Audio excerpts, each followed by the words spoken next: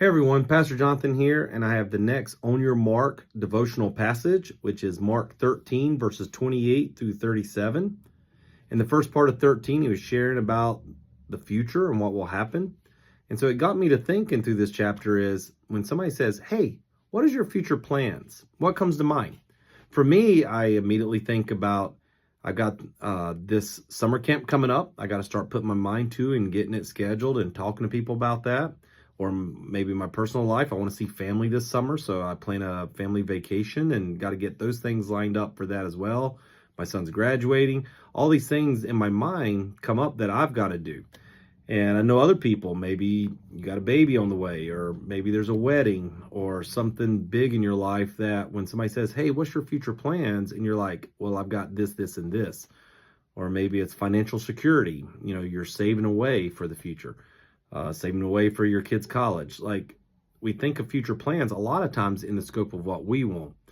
And here in chapter 13, Jesus talks about God's timetable and what he sees in the future of the world. And then we come to these verses and Jesus says, from the fig tree, learn its lesson. As soon as its branch becomes tender and puts out its leaves, you know that summer is near. So also, when you see these things taking place, you know that he is near at the very gates. Truly I say to you, this generation will not pass away until all these things take place. Heaven and earth will pass away, but my words will not pass away. And so Jesus talking about there are some signs that you know God's near, God's at work, and he is about to bring about the end of everything. And he says, you're going to see signs. The same way you see signs of summer camp getting closer and I make announcements, or vacation getting closer, kids are out of school and whatnot, kids graduating. There are all signs to this that date's about to happen, or with a child wedding, whatever it is, there are signs leading up to that. Same thing with God's plan. There are signs that he is about to bring everything to fruition. So we are to be looking forward to that, watching towards our hope. But he continues with this but concerning that day or that hour, no one knows, not even the angels in heaven nor the Son, but only the Father. So I'll take another quick pause at 32.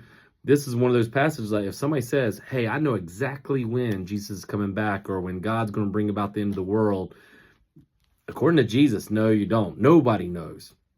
But God's going to do it in his timing. But Jesus' warning is, but be on guard, keep awake. For you do not know when the time will come. It is like a man going on a journey when he leaves home and puts his servants in charge, each with his work, and commands the doorkeeper to stay awake. Therefore, stay awake. For you do not know when the master of the house will come in the evening or at midnight or even when the rooster crows or in the morning, lest he come suddenly and find you asleep. And what I say to you, I say to all, stay awake. Man, he says stay awake like 4 times. So it's like, why is people sleeping? Does he want us to have insomnia? No, it's not about that. It's about spiritually staying awake. When we make plans for ourselves, whether money or fun or any kind of comfort, really, sometimes we get focusing more on our comfort at the expense of the mission of sharing the gospel. And actually, the opposite should happen. We should not be focusing on our comfort. Rather, we need to be focusing on sharing our faith, especially as the time's drawing closer to the end of all things, and we start seeing these signs. We're not suddenly, all right, I'm looking to heaven. Rather, we should pick up the pace and sharing our faith with all those around us. So it goes from, hey, you're seeing the end of the signs, you're seeing this coming, you're like, yes, our hope is going to be fulfilled.